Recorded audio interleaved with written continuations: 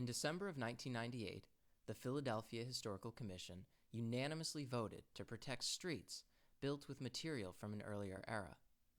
This progressive legislation meant, for the first time ever, that the surface coverings of roads were considered historically significant. And thanks to these restrictions, many Philadelphia roadways made of Belgian block, glazed brick, and granite were saved from being paved over. Likewise, in July of 2010, the New York City Landmarks Preservation Commission deemed thoroughfares just as historically significant as buildings. As a result, there is over 15 miles of cobblestone that still remain in the 5 boroughs. Somehow, the Big Apple made it work, with all the bicycles, crutches, and high heels. While other towns and cities across America embrace, celebrate, and protect their historic heritage, Salem, Mass. Is doing just the opposite. It is about to pave over a piece of its past.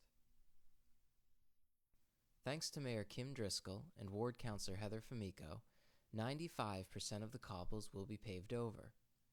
From the very beginning, they have shown nothing but resistance to the neighborhood's wish of leaving the cobbles exposed. They ignored the issue until the media began covering it, purposely scheduled inconvenient and last-minute neighborhood meetings, and brought forth an army of opposition from outside the neighborhood, including city engineers, paraplegics, bicyclists, and even a few traumatized individuals who have slipped on wet cobbles. It is the polar opposite of Mayor Neil Harrington's administration.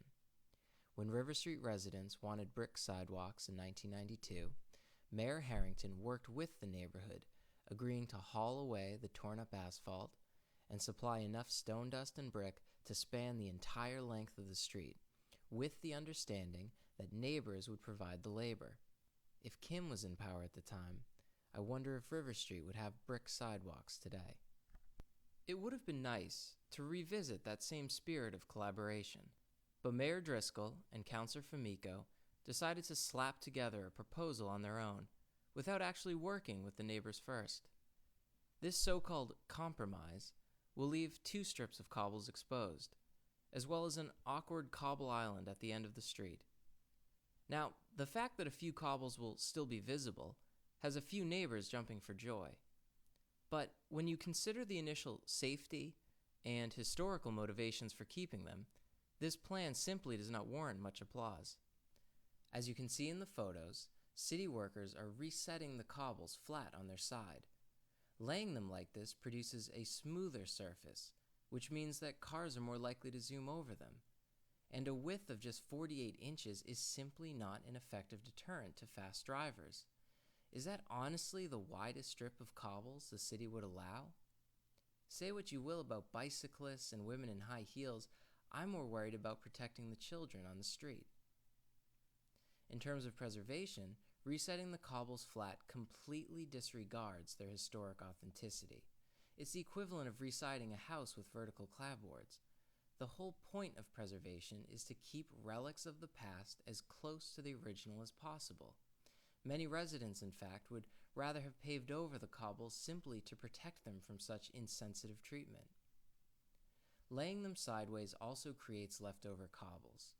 Now in Portland, Oregon, there is an interesting city ordinance which states that any cobblestone found due to road work must either be reset in place or hauled away for safekeeping by the Portland Park Bureau to be cleaned and used in the future.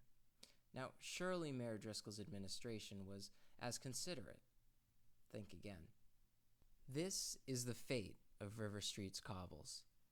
After 130 years, Kim Driscoll uprooted their historic charm and thoughtlessly discarded them in a city dump. She can talk all she wants about cherishing Salem's history, but these pictures don't lie. They reveal her true devotion to Salem's past. And sadly, these aren't the only examples. Time and time again, I have seen her eye something pure and attempt to devour it. I have seen her hold something rare and demolish it for something generic. I have seen her take something flawless and degrade it. And now, yet again, I have seen her take a golden opportunity and squander it. One day, under a more enlightened administration, these cobbles will be uncovered and reset to their original positions. But until that day comes, a handful of Salemites can proudly tell their children that they didn't settle for some half-assed compromise by the city, that they stuck to their guns and were the first in the city of Salem who proudly fought to preserve its cobble heritage. Like a complete unknown.